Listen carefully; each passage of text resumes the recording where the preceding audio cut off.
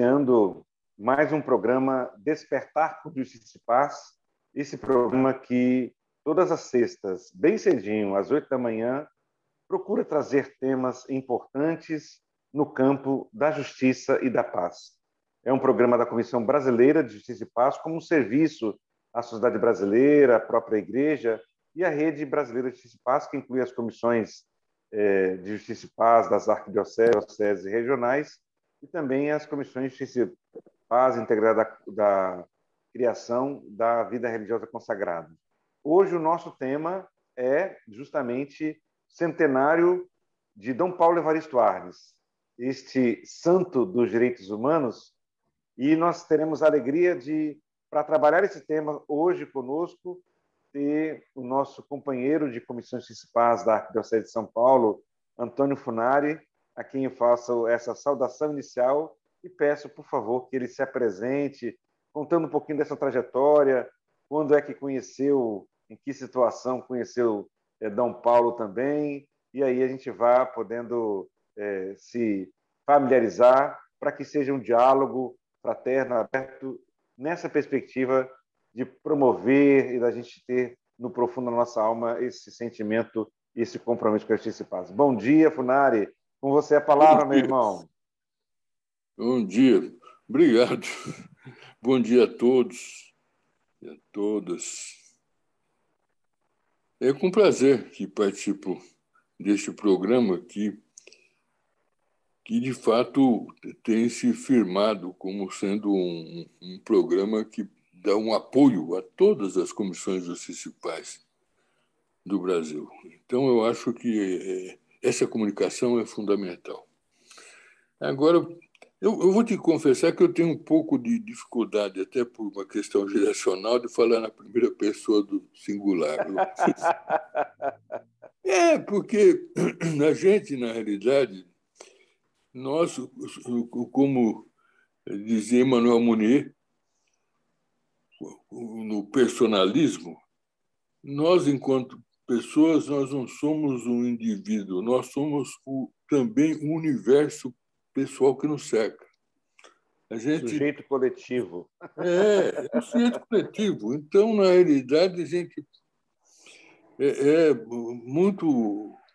muito isso. O indivíduo não existe, existe a pessoa. Então, a primeira coisa que eu aprendi foi essa. Eu sou de uma geração que, na realidade, influenciado por João 23. Então, a gente... Olha... Então, eu costumo dizer que a gente somos uma geração cuja influência muito grande foi do Padre Vaz. Então, nós somos uma geração que produziu um livro chamado Cristianismo Hoje.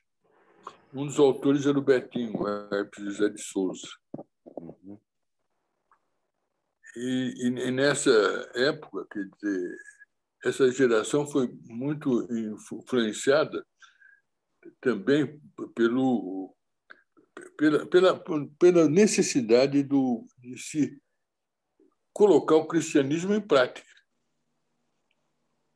Então, o Santo Agostinho que dizia que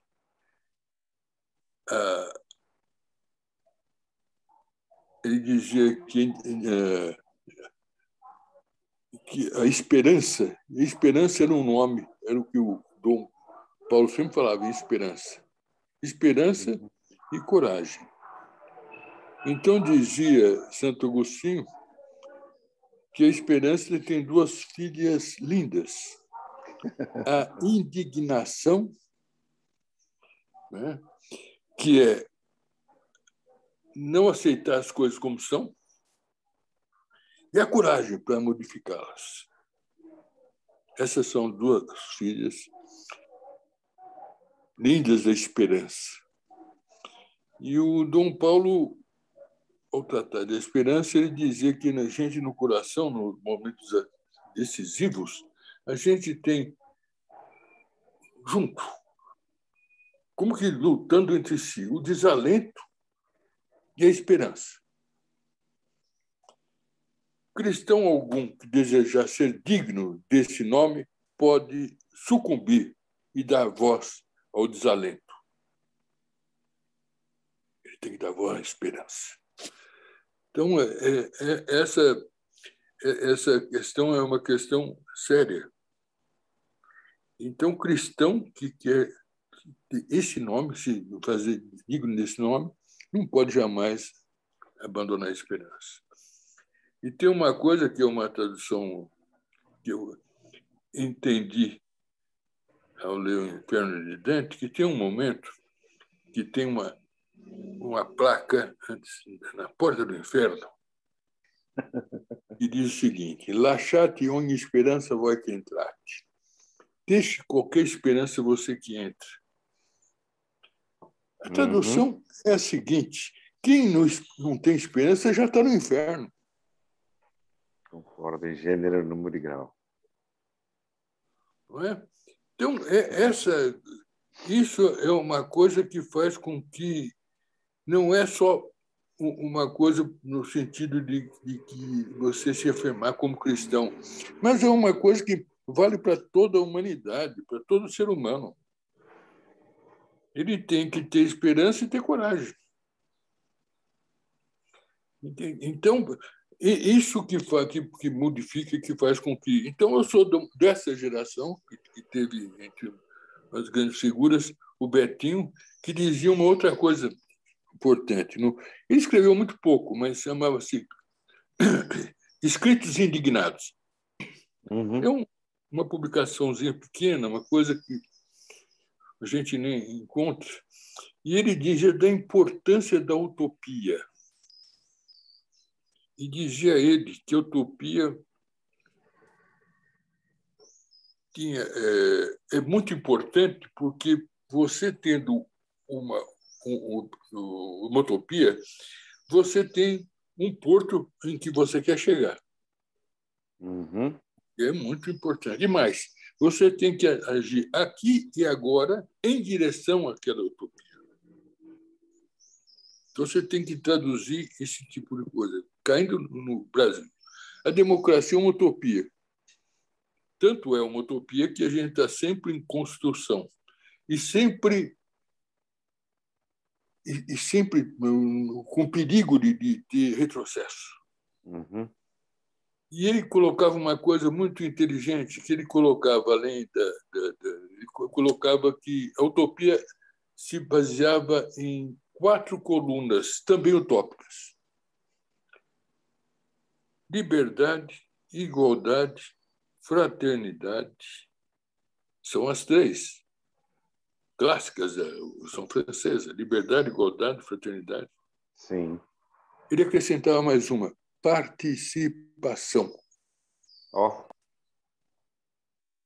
E que o que permitia que se equilibrasse essas 3 colunas e pudesse era a participação.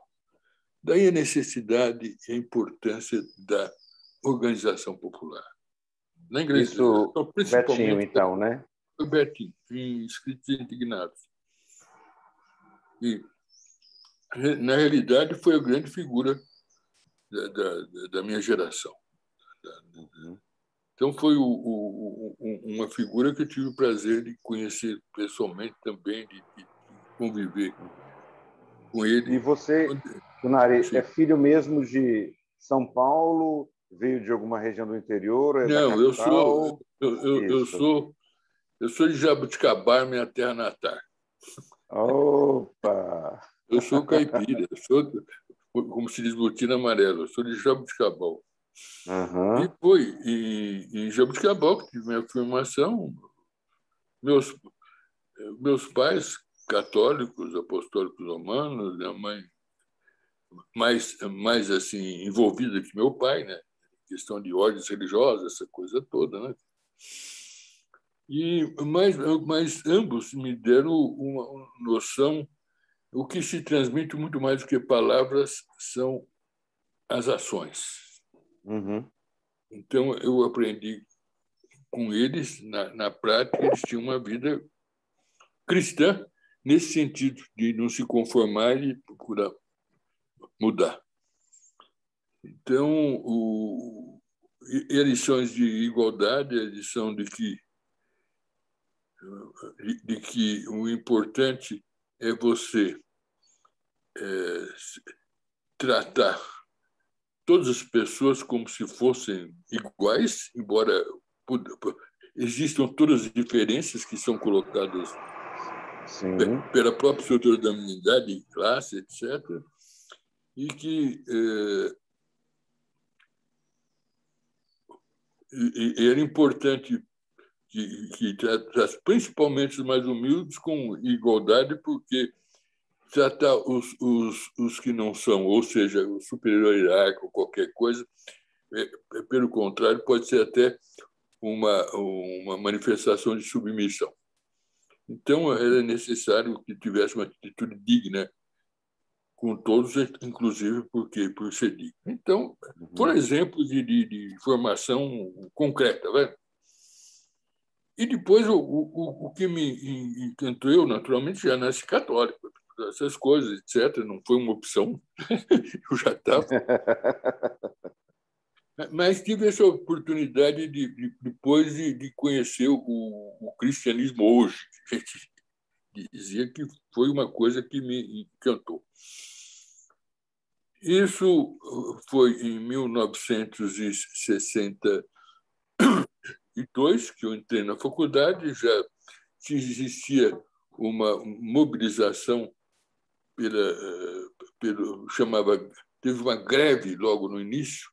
Naquela época eu tinha entrado em odontologia e essa greve chamava greve de 1/3, porque se lutava por 1/3 de representantes nos órgãos colegiados das faculdades e universidades.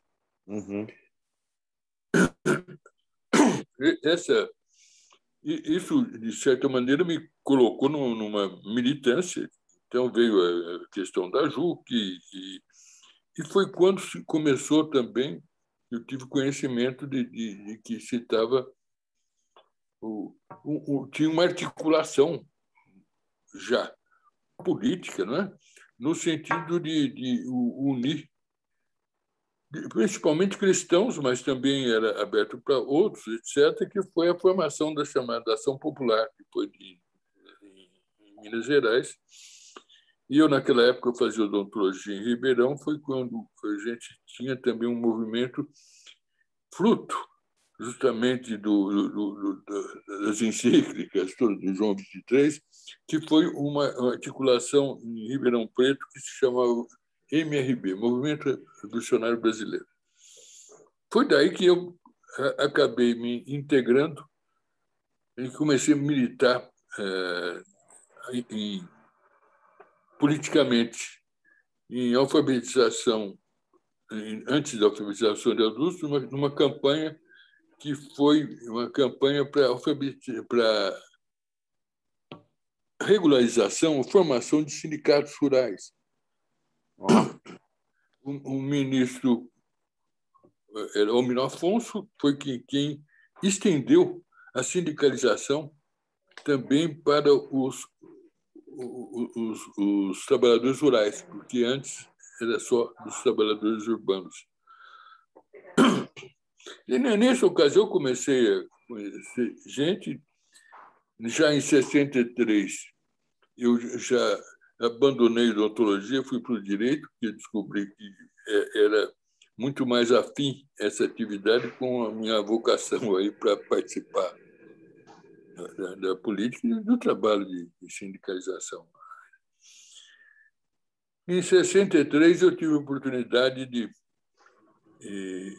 eu estava engajado já no movimento estudantil, o EE, União Estadual de São Paulo e UNE, foi quando eu conheci Paulo Freire. Fui fazer um curso porque as entidades tinham resolvido propagar o método Paulo Freire, no caso, no estado inteiro. E eu conheci Paulo Freire, isso me abriu. Primeiro, fiquei encantado, porque ele tinha uma linguagem, embora erudita e completamente compreensível por todo mundo. Primeiro, que ele era uma pessoa que tinha um grau de comunicação muito grande. E segundo, o projeto em si. O projeto que fazia com que a gente, primeiro, tivesse contato com as chamadas classes populares, com o povão, não, sabe? Principalmente o povo analfabeto. E, segundo, porque o método desenvolvia, além de forçar um contato, você tinha que fazer um levantamento chamado universo vocabular, que eram 60 Isso. palavras que tinham que conter todas as sílabas da língua portuguesa, e palavras essas que diziam respeito àquele lugar, que tinham importância naquele determinado público-alvo. E foi interessante que eu tive, nesse trabalho de entrevistas, eu tive um contato com um analfabeto.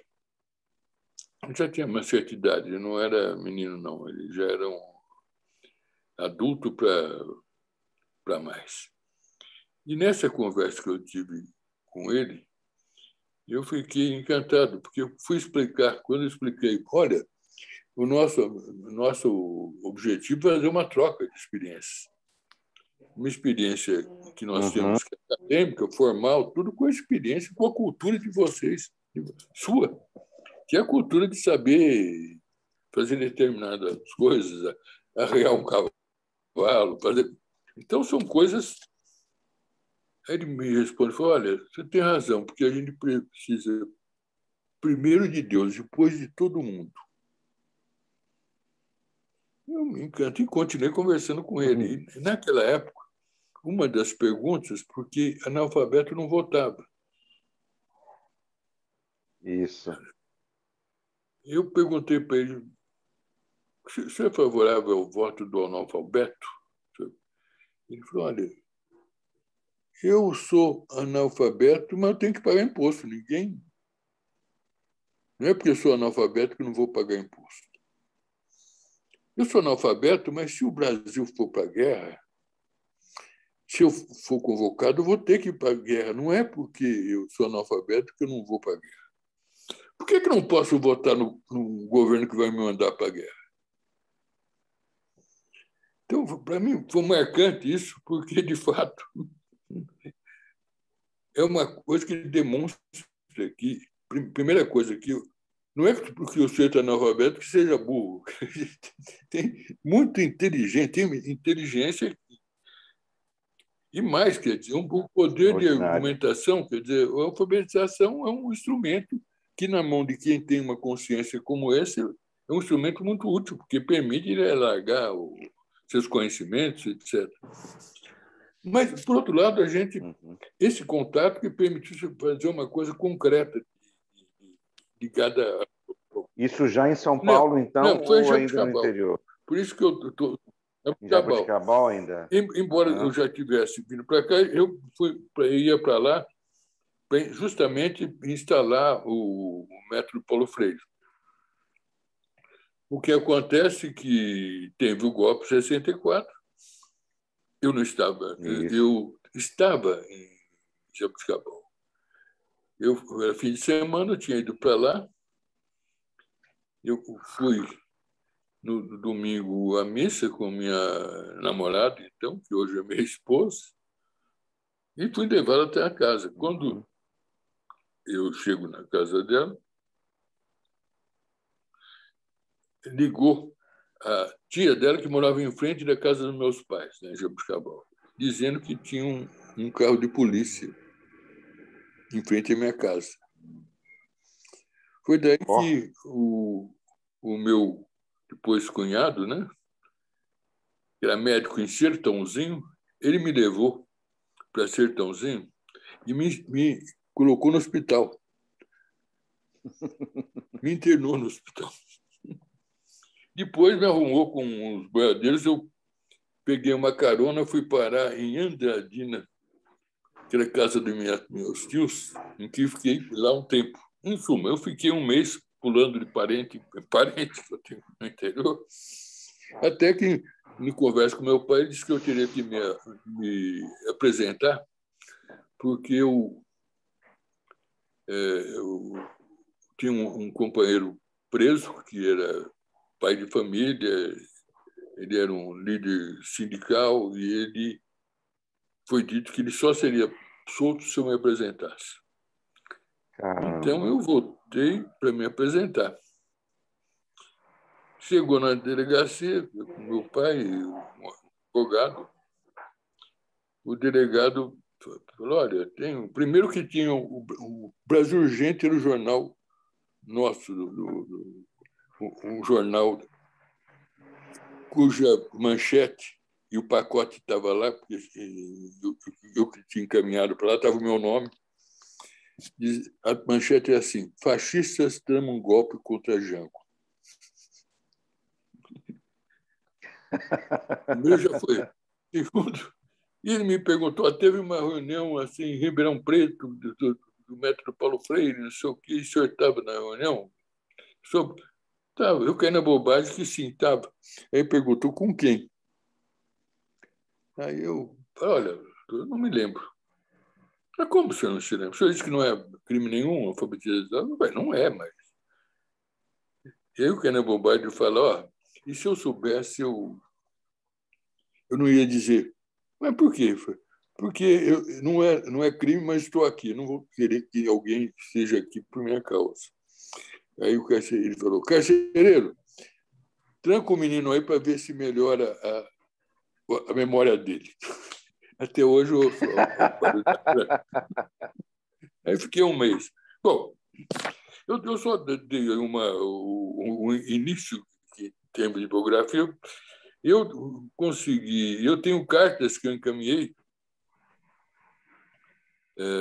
para minha namorada, para os meus pais, etc. E tal, e principalmente eu encontrei antes de ontem umas cartas que minha mãe guardou dessa época. Olha só. E, de certa maneira, eu tenho lá um testemunho que eu conto, entre outras coisas, que né, se a gente não tivesse... E eu pedindo perdão e me desculpando com eles pelo sofrimento que eu causava para eles, Causou. né? Causei para eles, etc., mas Aham. que não tinha jeito, porque eu tinha que assumir o meu cristianismo na sua integridade. E se eu não fizesse isso como jovem, dificilmente ia fazer com mais idade.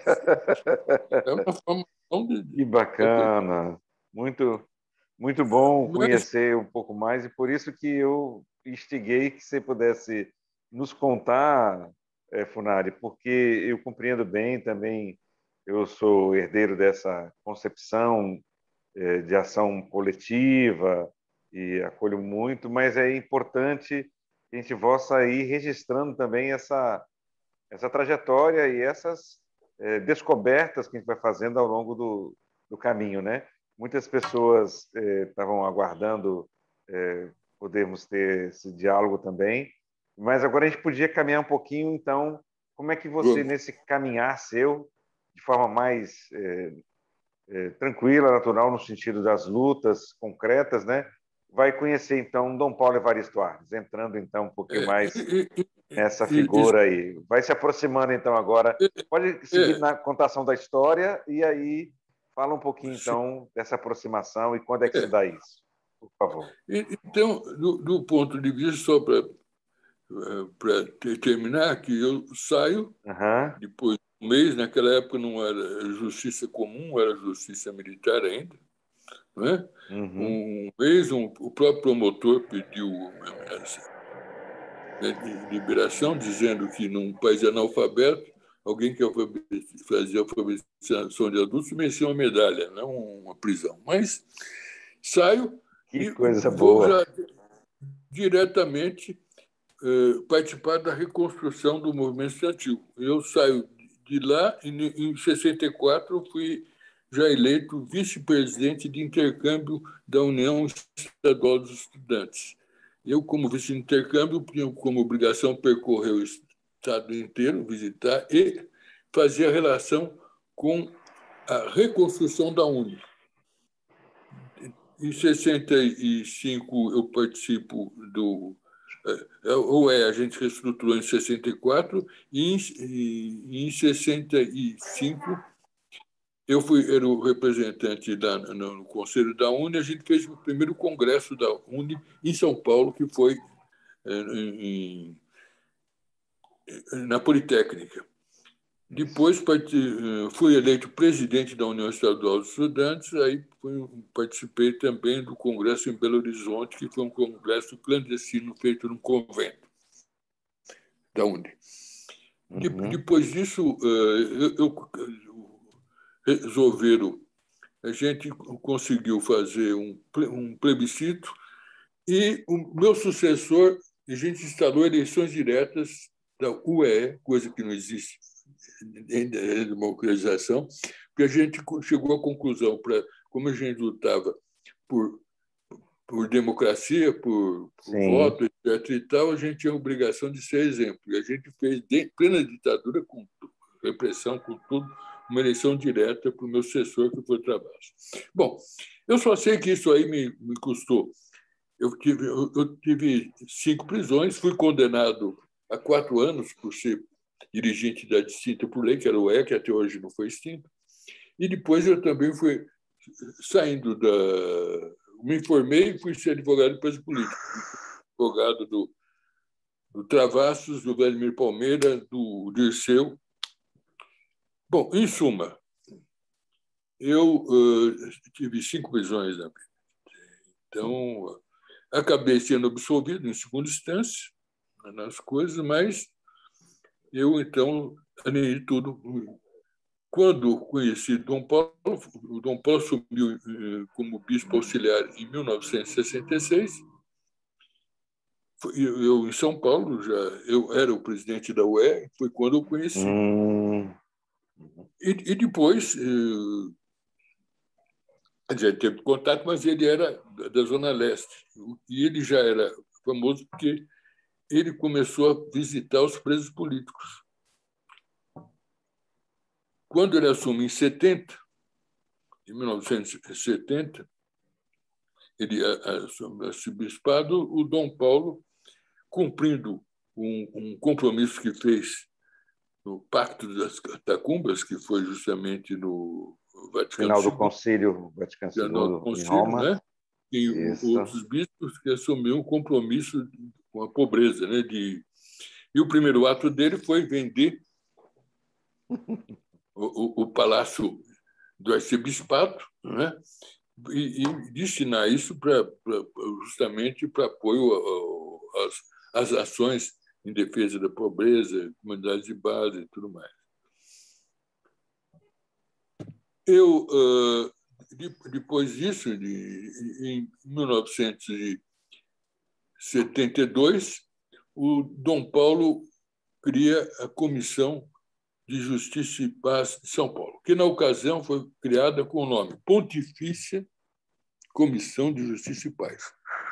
Ele tinha conseguido, com o Papa, justamente de criar uma comissão de personalidades que poderiam ajudá-lo a responder a uma questão que sempre acontece quando não se tem a quem recorrer. E, naquela ocasião, a gente não podia recorrer ao Judiciário, não podia se recorrer ao Ministério Público, não se podia recorrer ao chefe do Executivo ou do Legislativo. Estava naquela situação que se usava dizer: vá se queixar ao bispo. Sim. Que é uma expressão de quando você não tem com quem recorrer. Com quem? E o pessoal ia se recorrer ao Dom Paulo. E o Dom Paulo teve que se articulou e conseguiu do Papa essa criação da Pontifícia Comissão de Justiça e Paz de São Paulo. Ele, então, convidou. Alô? Ele convidou. Funari, a sua imagem. Eu estou te ouvindo, mas a sua imagem desapareceu para mim aqui, pelo menos. Acontece o seguinte: eu acho que teve uma ligação aqui. Melhorou? Agora voltou. Voltou? Isso. Teve uma ligação no telefone, Bom, e então ele convidou o professor Dalmo Lalari, da Faculdade de Direito, o professor Fábio Condé Comparato, o Mário Simas, que era um advogado também de prestígio, o José Carlos Dias, e depois o Zé Gregório, e depois o Hélio Bicudo, que era um promotor que enfrentou, já tinha um trabalho muito grande enfrentando aí o Esquadrão da Morte, e a Margarida Genevois, depois era a Maria Vitória Benevides. Isso foi em 72. Né? Eu participava como advogado, eu tinha relação com a Comissão de Justiça e Paz, porque depois de ser advogado de preso político, eu comecei a advogar para a oposição sindical. Oposição sindical que tinha como líder o Valdemar Rossi. Valdemar Rossi foi uma grande figura, uma figura extraordinária. O Valdemar Rossi era dentro da comissão. Desculpe, eu estou com uma pigarra aqui, que é ainda resquício da Covid-19. Mas Isso, uma conta, cara. Compreendemos. E tinha uma colega de escritório, a Márcia Jaime também, que me convidaram para ir para a Comissão de Justiça e Paz. Então, passei a ter um contato maior com o Dom Paulo. Isso já foi na década de 80. A Comissão de Justiça e Paz tinha já um histórico de atividade para ter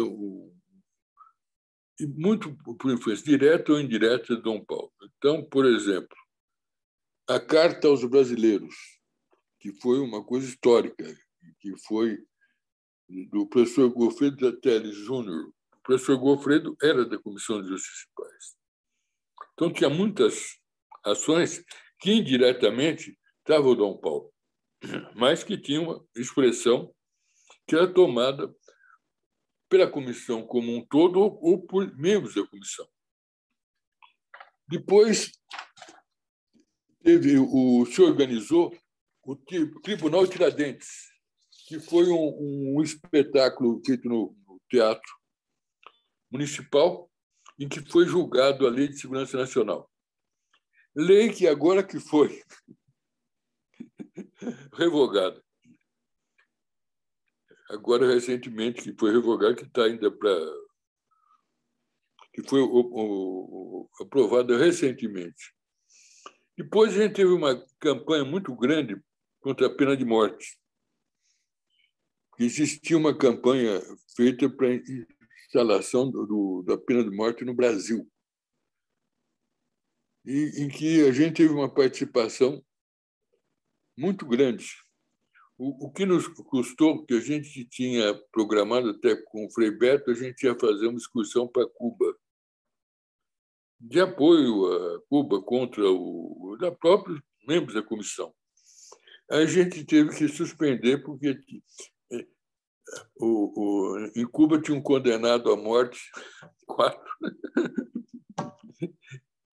e a gente ficaria numa situação complicada de estar prestigiando um governo que tinha pena de morte, a gente lutando contra a pena de morte. É aí que eu descobri da importância que a defesa dos direitos humanos tem essa situação, independente de simpatias que você possa ter. O fato é que, geralmente, a infração que a gente tem que enfrentar com os direitos humanos, muitas vezes são praticadas por governos.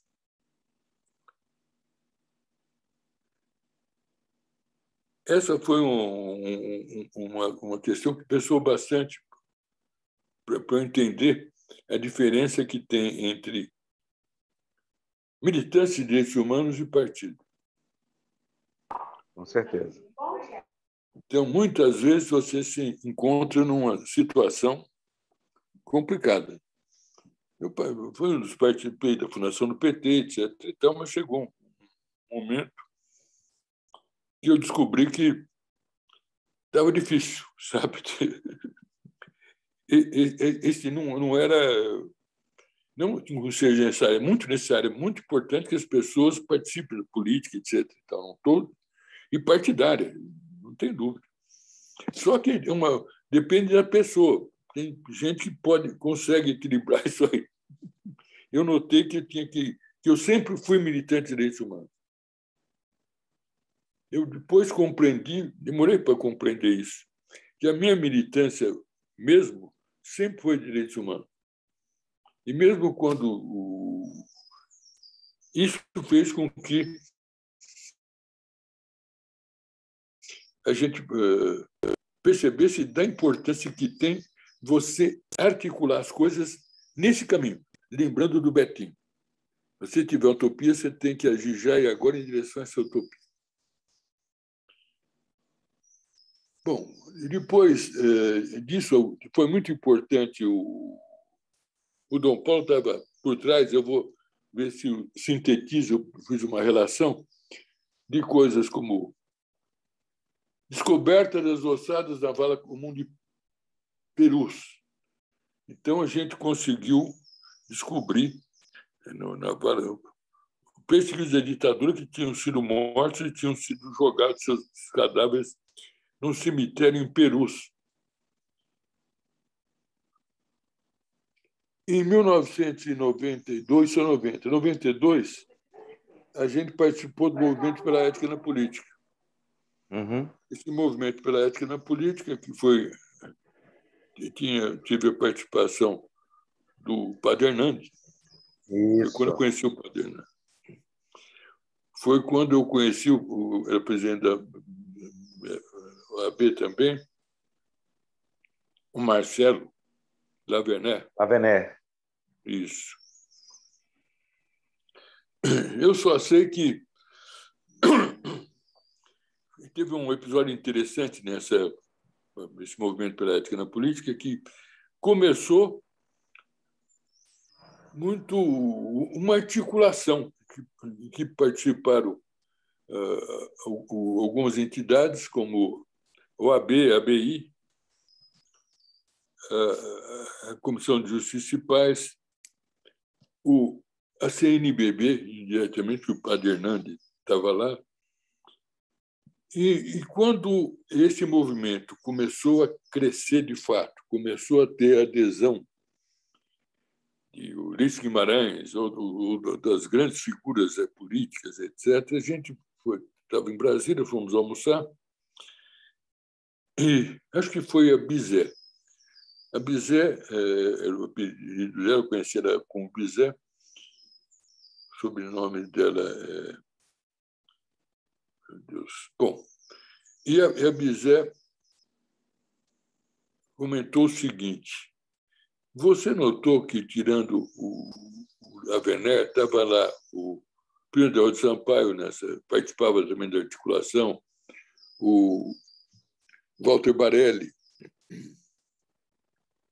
Você notou que, tirando o Lavernet, todo mundo aqui foi da Ação Popular? O Lavernet falou, tirando eu, por quê? Ele também tinha sido. Ele também foi. Então, foi uma coisa que a gente, 30 anos depois, a gente está derrubando o governo, se encontrando, vindo das mais diversas. Teve o representante, tinha o representante do Central dos Trabalhadores Rurais, que era urbano. É uma contradição, é rural, chama urbano, né? Mas ele também... Exatamente. E até hoje ele participa conosco do Observatório Político aqui da CBJP, Que viu? maravilha. Está Dê um grande... lá, sempre firme. Sim, transmito, Que pode bom. deixar.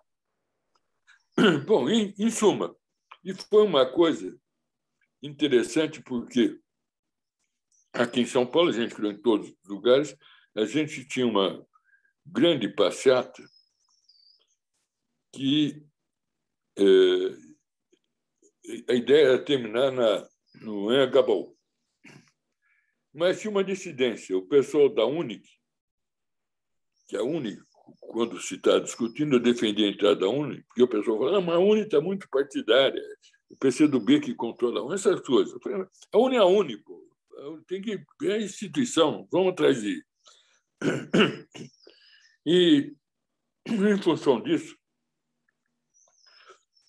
eu fui destacado para convencer a UNE a participar conjuntamente, no final, levar para o Anhangabaú, não ir para a Sé, como eles pretendiam.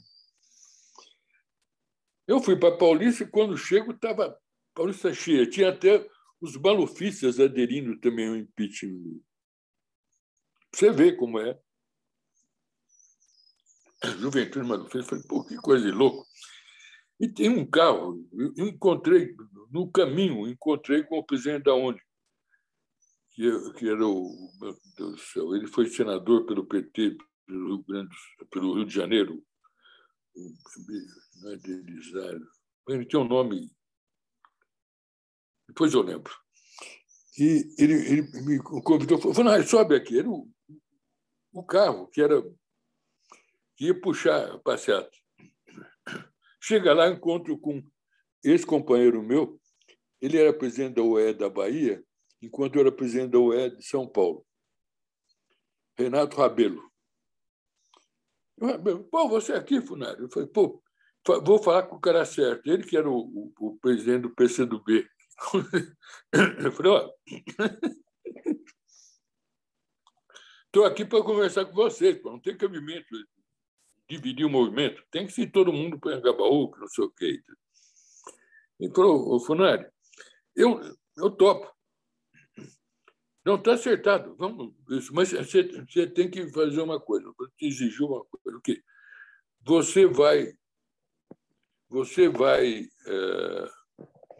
falar quando chegar lá. Eu falei, tudo bem, você vai ter que usar a palavra. Bom, chega no Anhangabaú, chegou minha vez, falei, não sei o quê, e desci. Quando eu desço, encontro meu filho. Ué, pai, eu ouvi uma voz conhecida, está meu filho lá embaixo, participando da passeata. Eu contei esse cara, desculpe, que eu me perdi. Bom, o que eu quero dizer é o seguinte, o Dom Paulo, além de tudo, através da Comissão de Justiça e Paz, ou diretamente, ele foi o responsável por a criação do CONDEP, Conselho Estadual de Defesa da Pessoa Humana. Um projeto que foi gerado na própria Comissão de Justiça e Paz e que foi articulado. A gente conseguiu criar esse conselho, que é um conselho que o Executivo só tem um representante em 11, tem um outro legislativo, outro judiciário, e os outros 8, 2 são da OAB e 6 das entidades de direitos humanos. Esse conselho existe até hoje e está sendo mantido até hoje graças ao apoio dos arcebispos que passaram depois do Dom Paulo, inclusive o Dom Odilo.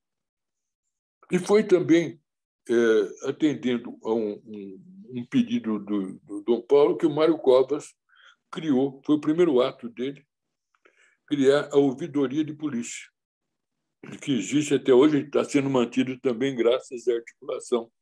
E que serviu de modelo para muitas outras criações em todo o país, né, das ouvidorias estaduais da polícia. Exato. E o CONDEP também, sabe, o conselho. Hoje só existe em São Paulo. Se propagou, mas depois foram fazendo mudanças, tiraram do conselho as entidades de direitos humanos, passaram. Então, houve mudanças e acabou. E a ouvidoria de polícia, que é escolhida por esse conselho. O ouvidor faz uma lista tríplice para o governador escolher, que é da ouvidoria de polícia.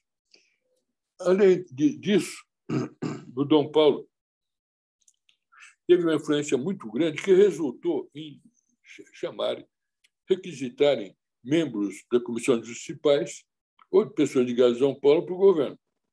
Então, foi o caso do José Carlos Dias, que foi secretário ainda no governo Montoro, do Belisário, que foi secretário do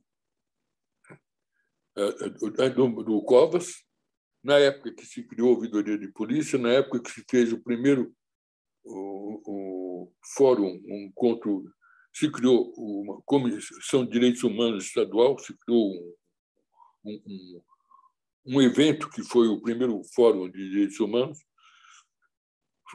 Depois disso, foi para o governo federal, na época do Fernando Henrique, com o Zé Carlos Dias, e foi criada a Secretaria Nacional de Direitos Humanos, cujo primeiro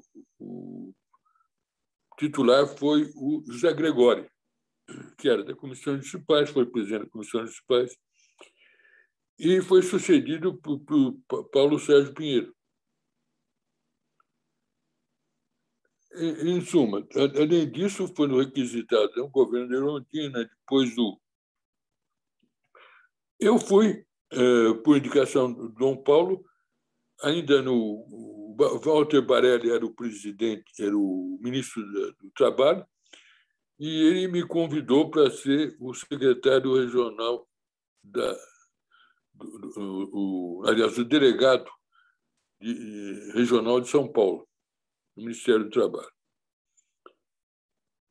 E depois disso foi no governo do Itamar.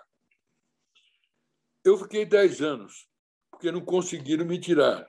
Eu com completa independência, porque eu não era indicado para o partido. Quer dizer, na verdade, então, toda essa inserção também que Dom Paulo colocava os membros da comissão para que pudessem também atuar no campo das políticas públicas, né? Isso que você destaca, realmente são aspectos que a gente, corriqueiramente, nas histórias do centenário, a gente às vezes não escuta, né? E que bom que você está trazendo. E talvez agora, como nós já estamos caminhando, Funari, já quase para a finalização, aí você poderia, dentro dessa trajetória, destacar mais algum elemento e depois pensar um pouquinho o que está previsto, então, alguns marcos e onde as pessoas podem se informar também, por favor. Certo.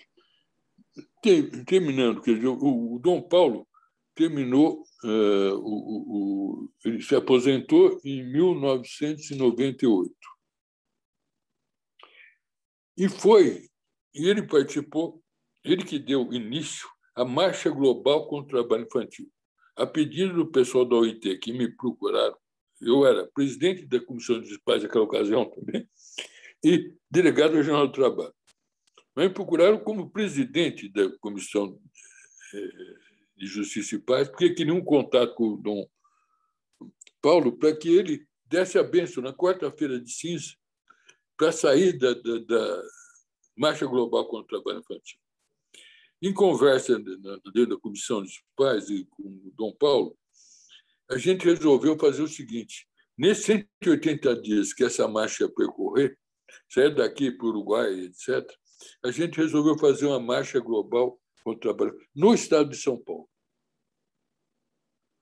Então, a gente fez isso percorrendo 20 regiões do estado de São Paulo, e esse ato foi o último ato assim, político, público do Dom Paulo, enquanto cardeal de São Paulo. Quando a marcha voltou, quem recebeu os resultados da marcha, como numa cerimônia interreligiosa, mas como se fosse um ofertório, os resultados dessa marcha foi Dom Cláudio Ramos. Então, são coisas muito importantes. O Dom Paulo teve importância muito grande na ditadura e também na redemocratização. No processo de redemocratização, num processo que tinha um caminho muito definido, que é o caminho da democracia direta, da relação direta. Então, nasceu de Dom Paulo, em conversa também, os chamados projetos de projetos populares, quer dizer, com coleta de assinatura, etc. e tal. Em suma, eu queria, então, terminar dizendo o seguinte: existe uma coisa muito concreta que é de homenagem a Dom Paulo, que vai ser no dia 13, uma sessão de homenagem a Dom Paulo na Câmara Federal, Câmara dos Deputados Federais, por um projeto de Luiz Erundina. E vão haver atos, e vai ser o começo de uma série de atos comemorando o centenário de Dom Paulo. Desde a igreja, né, que com a cerimônia, com missas, etc., como também durante todo esse ano. É o início da comemoração do centenário. Entre outras coisas, à medida que vai acontecendo, eu vou fornecendo para vocês a maneira de poder acessar a isso. No dia 14 vai ter uma cerimônia, além da cerimônia na catedral e tudo mais, vai ter uma cerimônia interreligiosa, me parece que às 15 horas, e promovida pelo Frente Interreligiosa Dom Paulo Evaristo Artes, criada por um pedido feito pelos judeus e muçulmanos que nos procuraram para criar essa frente. Essa frente interreligiosa tem um documento base. O documento base é a Declaração Universal dos Direitos Humanos. E a ideia é que cada uma das religiões converta seus correligionários aos direitos humanos. Sinteticamente, é isso. E os detalhes eu vou passando para vocês, viu, Daniel? Você pode Com dar certeza, e a publicidade. gente vai fazendo circular. Então, muito obrigado, Funari, aí, pela trajetória e esses relatos de nuances da luta pela democracia no Brasil, que foram se constituindo no dia a dia, né, na defesa dos que foram presos políticos. Você também passou por essa própria experiência, depois até questionou sua trajetória profissional. E nesse trato com Dom Paulo, então, quantas conquistas o Brasil teve, e até em nível internacional, de enfrentamentos importantes para que tivéssemos, então, a superação desse período da ditadura e, em tempo, a redemocratização, e, como você mesmo afirmou, é um eterno porvir, né? Ou seja, a democracia se mantém pela consciência e, por isso, então, a importância de que tenhamos mais cristãos que talvez tenhamos que refundar nessa base de viver o cristianismo a partir, fermentando toda a sociedade. Então, muito obrigado pelo testemunho, pela partilha, e a gente fica por aqui e na próxima semana novamente estaremos aqui, possivelmente, viu, Funari, você que também teve contato com ele, celebrando e tendo como temática o centenário de Paulo Freire. Então, nessa perspectiva, nós estamos começando, enquanto Comissão Justiça e Paz, com alguns dos governadores ou governadora, a governadora Fátima, ontem nós tivemos um contato à noite, para que nós possamos também, então, retomar a vez essa primeira vocação sua da alfabetização, de forma que também nós possamos avançar na própria consciência política da cidadania brasileira. Né? Então, muito obrigado pelo carinho, pela atenção. E a todos que vão assistir esse programa ainda, então, queremos deixar o nosso abraço e, como dizia o lema de Dom Paulo, né?